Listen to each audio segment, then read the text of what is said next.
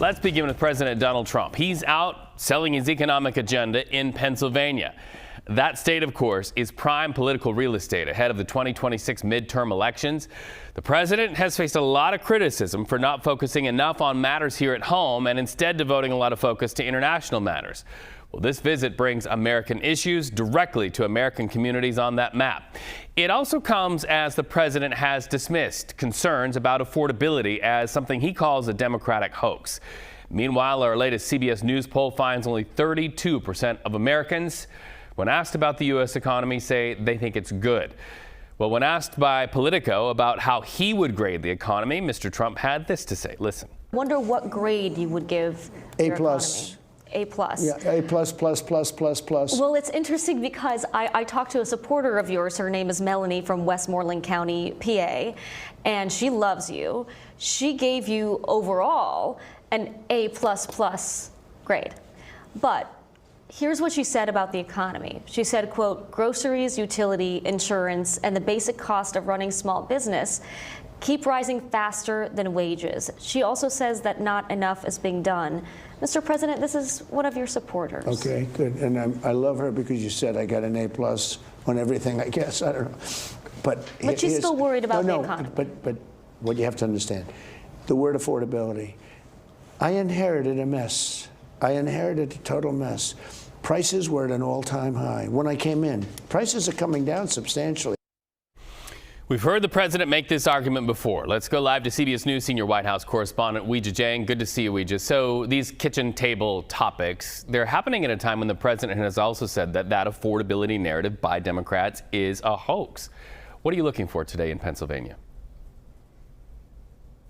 Reed, it's going to be really important for the president to try to translate his economic policy into a message that actually resonates with people. And it's tough because no matter what words do, it's what people feel that matters. So they could hear the president say exactly what he just did in that interview and what he says every chance he gets about how well the economy is doing and how his policies are working. But if people do not feel that when they go out and shop, when they go out and try to feed their families, that's a big problem for President Trump. So we'll definitely be watching how he tries to deliver that message. But to your point, Reed, it is hard for him to balance this, right? Because he continues to characterize the affordability issue as something that's not real, as something that is a hoax, when in fact it is this very issue that, in large part got him to the White House in the first place, both in 2016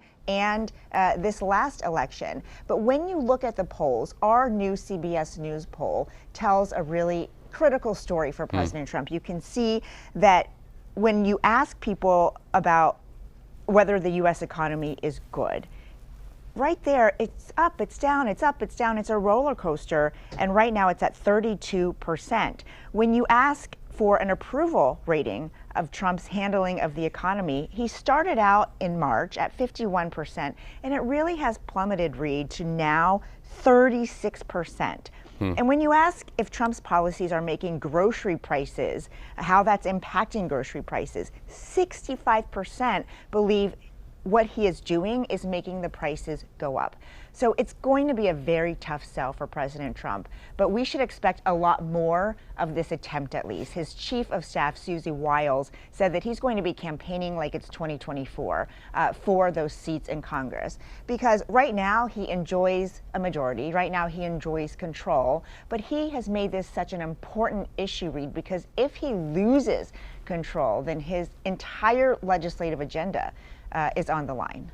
Well, and part of his overall agenda has been tariffs and tariffs' impact on farmers. Let's talk about that. The president says $12 billion from tariff revenue will go for aid to farmers. But will it be enough to help those farmers who say largely all across the map that they are hit hard by tariffs, especially tariffs on China?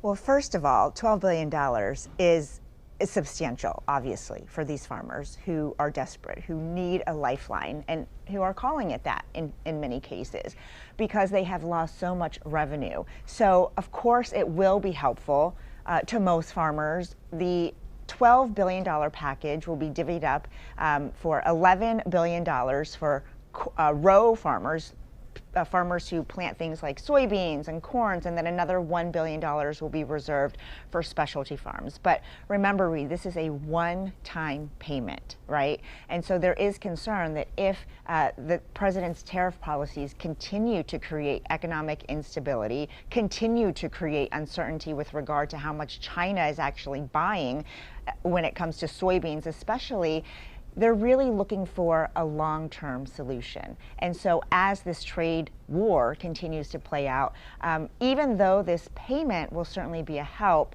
it's not going to be a cure-all. They are really looking for long-term policies that are going to work in their favor, Reed. And right now that's a big question mark because, you know, not only China, but many nations continue to try to hammer out a final trade deal with the U.S. All right, Weijia Jiang following all of these developments. Thank you so much. Good to see you as always.